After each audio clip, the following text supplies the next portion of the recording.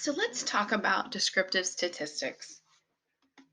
So it's important to know your characteristics of your data when you're starting to do any kind of statistical analysis. Things that we commonly look for in statistics is center, which is a representation or average value that indicates where the middle of a data set is located. We're going to talk about three of these as we keep going. Variation, it's the measurement of the amount of how the values vary among themselves. Also, it kind of tells us how they're spread out, how they relate to each other. The other way is distribution. It's the nature or the shape of the distribution of the data.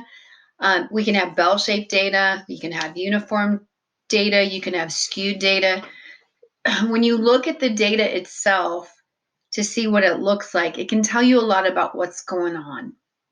Outliers, sample values that lie very far away from the majority of the other sample values. Think a good example of this is think of a major corporation and think of the regular people who work and then the CEO.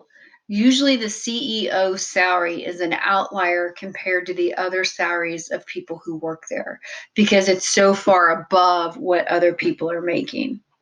Another thing is time is changing characteristics of data over time. A good example of this is think about when we have a pandemic or when the flu comes around.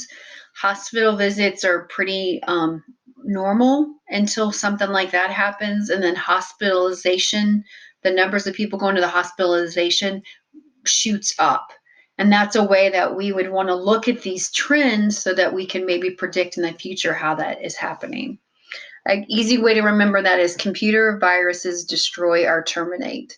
So that is a way to think of these 5 different types of characteristics. So we're going to look at some descriptive statistics. We're not going to cover all of them. There's a ton. But the ones we're going to focus on are mean, median, and mode, first quartile, third quartile, interquartile range, minimum, maximum range, standard deviation, variance, sample size that are missing from your data that's missing from your sample size, and your sample size total. Okay. Measures of center. It's the center of the data set. It's always a way to describe the location. The two that you are going to commonly see is the mean, which you probably all are aware of, which is the average, and the median. So when I talk about the mean or the average, it's where I take a total of something and divide it by the number of items in that total. So think about if I want to get the average weight of 50 people, I take the weight of each person, add it together, and then divide by 50. So if I want to do the median weight of 50 people, I line up all the weights from smallest to largest, and then I go find the middle of that. So because 50 is an even number, I would make the division between 25 and 26 because it's not because it's even. So think about it. I'd have 25 on one side, 25 on another. If it was an odd number, those are really great. So think I have 13 weights that I want to look at. So I can do 6 on one side, 6 on the other. So I'm going to use that 7th value as my median. And we never do this by hand because we have software to do that. So the median is really oftentimes a better way to look at the center of the data set, and that's because of outliers. And those outliers skew the data. And remember I gave you my example of the CEO salary? So think about it. If I did the average salary for this company, that CEO salary is going to skew it towards there. And it might say that the average salary is higher than it really is.